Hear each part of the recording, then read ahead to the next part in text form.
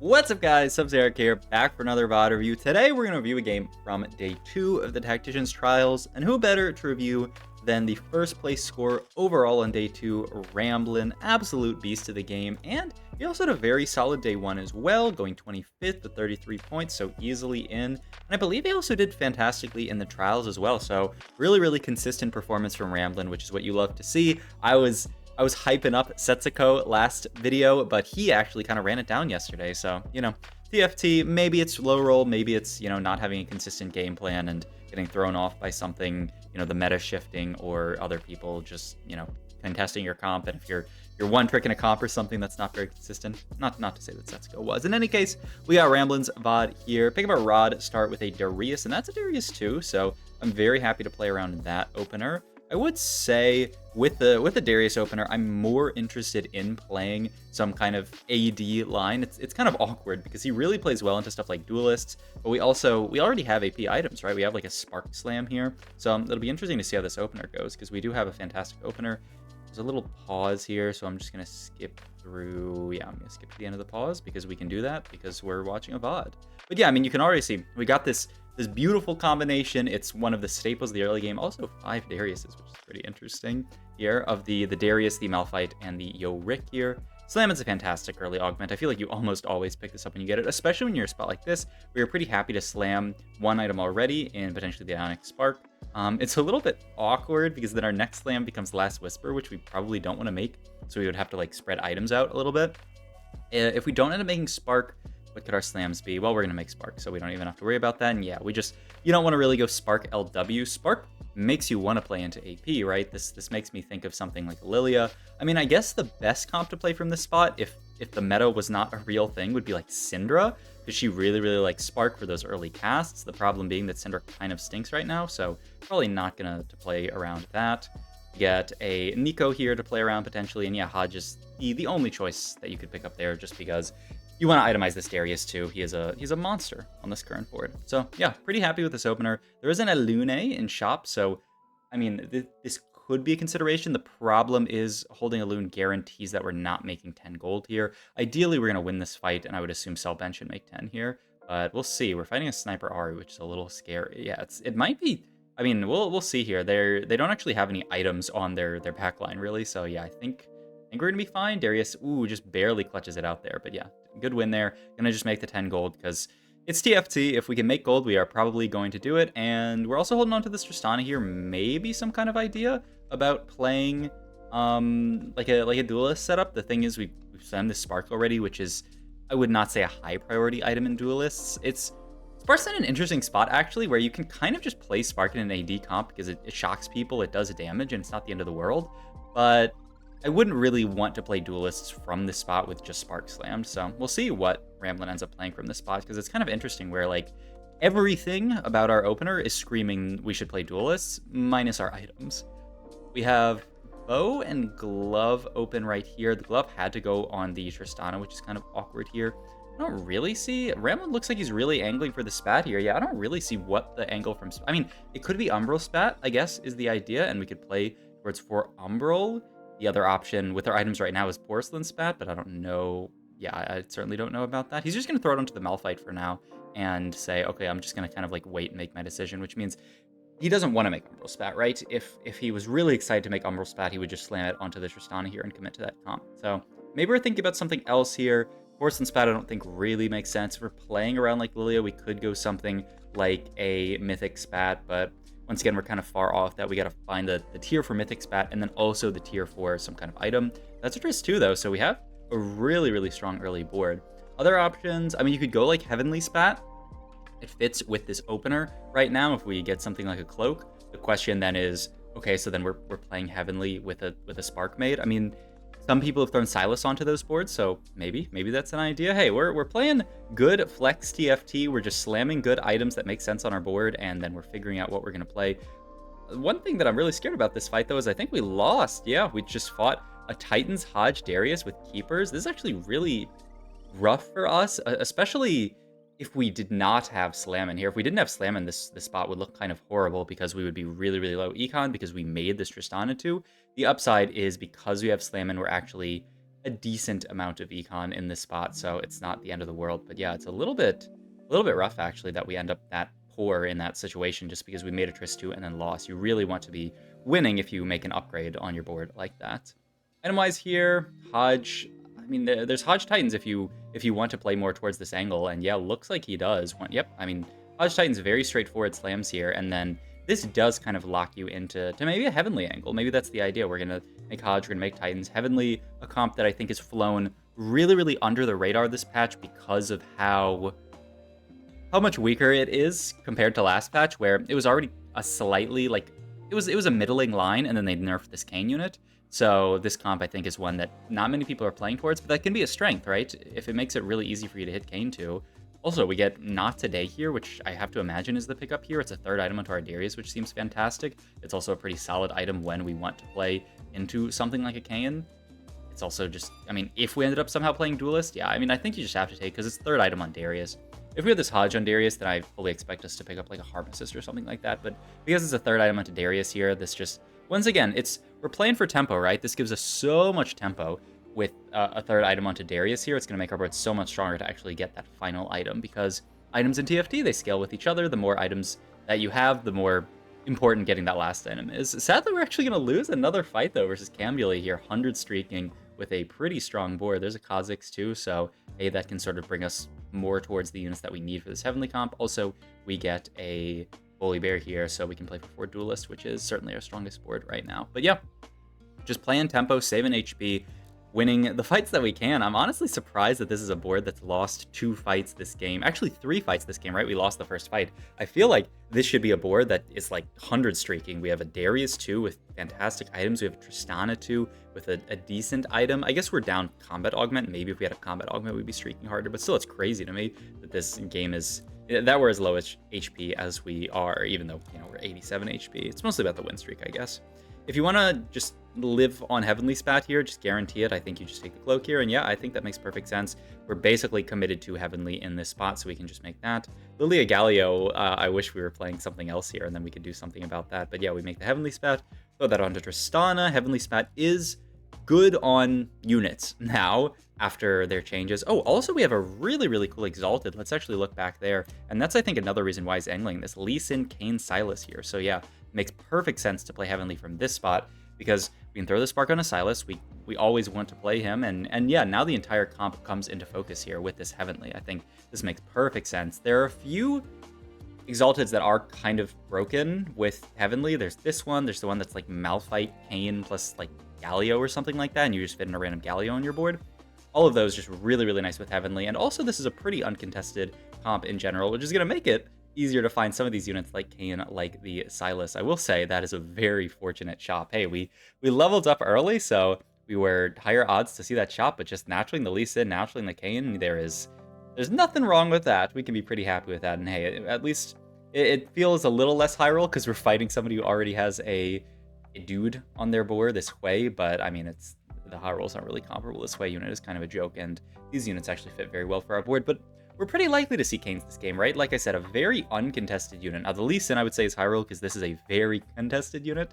So we'll see how contested he actually is in this lobby once we scout some more, because maybe it's one of those lobbies where there's not even that many people playing Lee Sin. We'll see, for sure.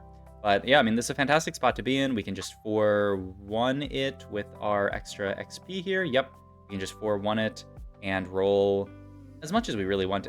Maybe not at all. We have the Nico here as well in shop, so we can pick that up. We just make the IE onto Tristana.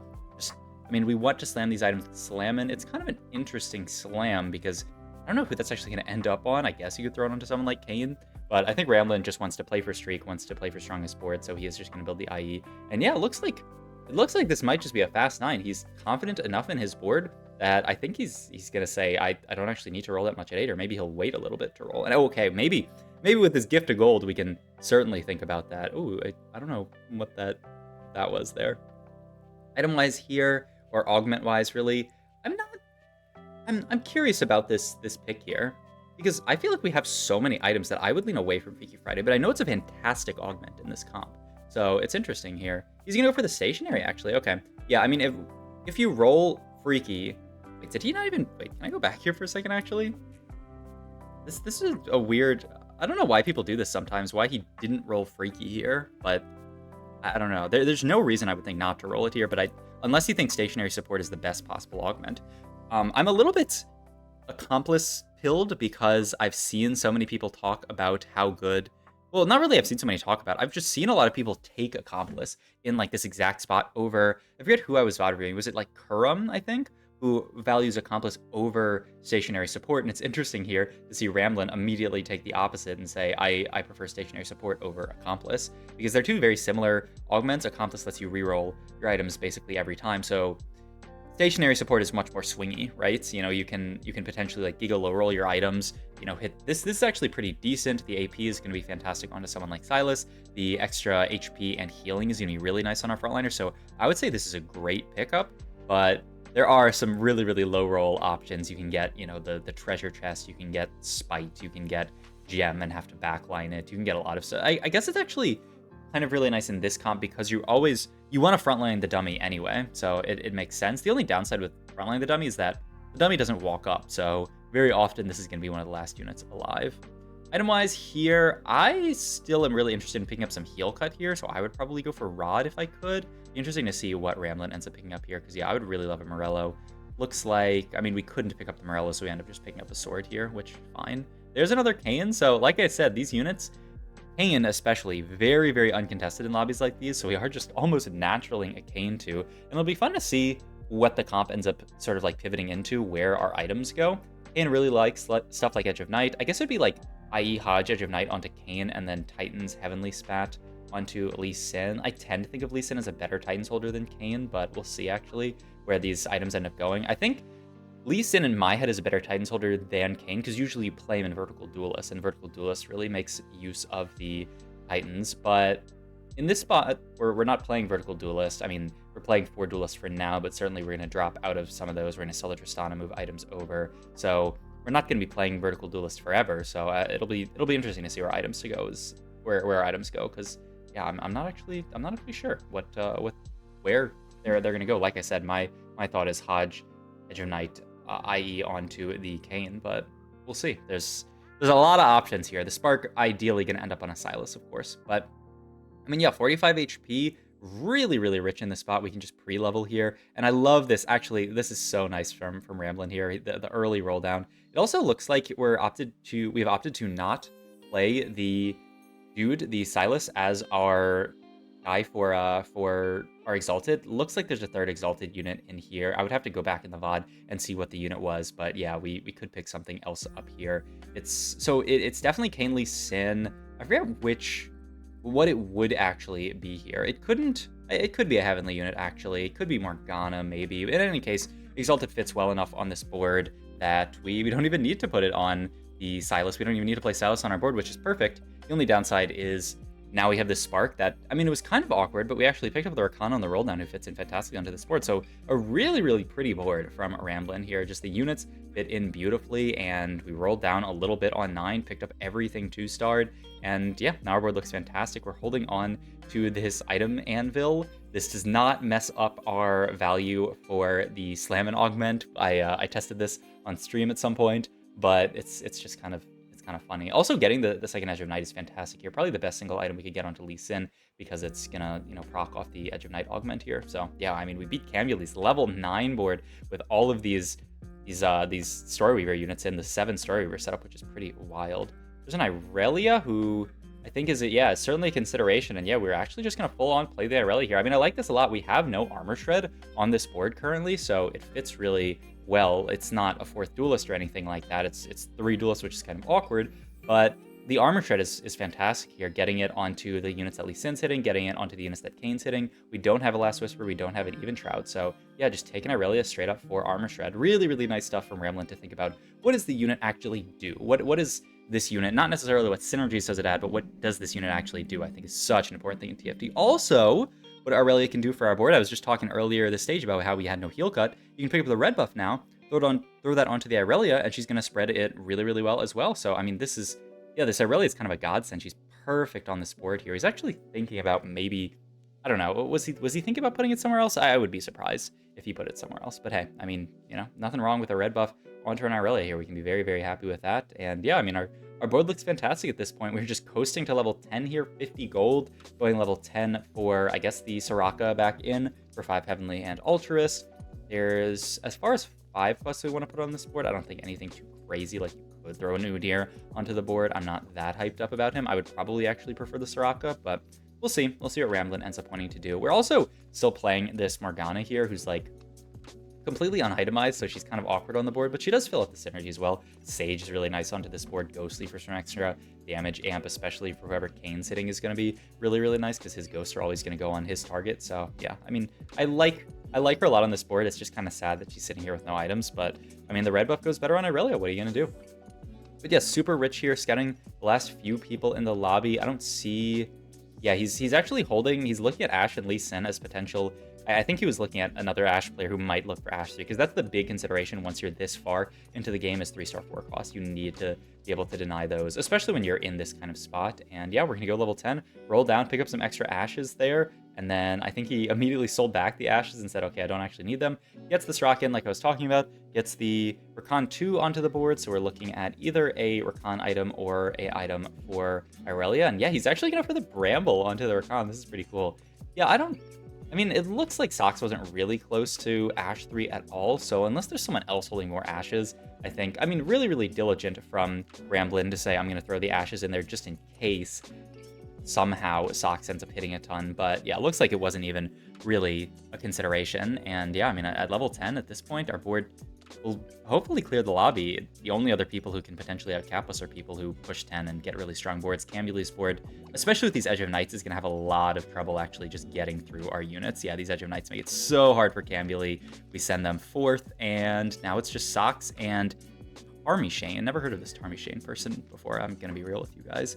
We pick up a Wukong as well for 6 Heavenly, which is really, really nice. Ends up coming in over the Diana, which is a little sad because obviously Diana's really nice, giving us access to 3 Dragon Lord, but you know, 3 Dragon Lord isn't a break point where it's very big, and 6 Heavenly is a really nice break point. A lot more stats onto our units, especially this Lee Sin with the Heavenly spat on him. So makes a lot of sense. We just stomped this board as well. Our clone, I think there was stomping Sock. So yeah, I don't think this game is even going to be close. I don't think anyone has just even near as strong a board as Ramblinn's here. I'm actually surprised about this Starax here. I probably would have taken like Gunblade onto Rakan, even though he's kind of got like an inbuilt Gunblade. I don't know. I would have liked a Rakan item. And hey, it's the last fight, so we're just gonna open the anvil here, slam the sword onto Irelia. I kind of love this. And yeah, just Starax is Rakan. Kind of interesting. I mean, at the end of the day, I don't think it's gonna matter too much. This guy is so happy that they went second this game. By the way, their Lee Sin won. I don't know if they sold their Lee Sins like looking for something else, or they actually went top 2 on Lee Sin 1. I actually wouldn't be that surprised with how strong Lee Sin is as a unit.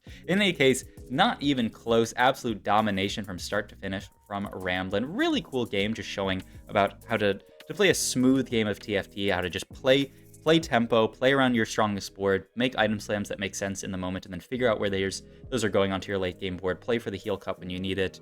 Play flexibly around whatever, you know, units that you hit and you can fit in. Play around the Exalted. Great game for Ramblinnn. So hope you guys enjoyed this video. I didn't actually mention in the video, but I am going to be co-streaming again with Kai today. So the link will be in the description as well for the final day of the Tacticians Cup. So hope you guys tune in, and I'll see you guys there. Bye.